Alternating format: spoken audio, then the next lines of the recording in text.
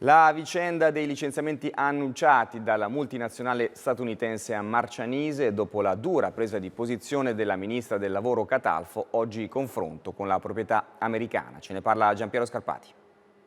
Il destino di 190 famiglie è appeso alla trattativa tra il ministro del lavoro Catalfo e i membri del consiglio di amministrazione della Jabil, la multinazionale americana, che ha spedito le lettere di licenziamento ai dipendenti dello stabilimento di Marcianise, in provincia di Caserta. Licenziamenti nulli l'attacco della Catalfo dopo il primo incontro in videoconferenza di ieri con il rappresentante italiano dell'azienda e i sindacati. È un'iniziativa assolutamente ingiustificata sia dal punto di vista sociale, sia perché in contrasto con le disposizioni normative del governo, aggiunge la ministra. L'azienda conferma invece le sue posizioni. Per il Ministero del Lavoro i licenziamenti sarebbero nulli perché intimati oltre il termine di legge previsto dalla procedura di licenziamento collettivo. Vanno revocati subito, sottolinea la Catalfo, e sostituiti con una ulteriore richiesta di cassa integrazione con causale Covid-19.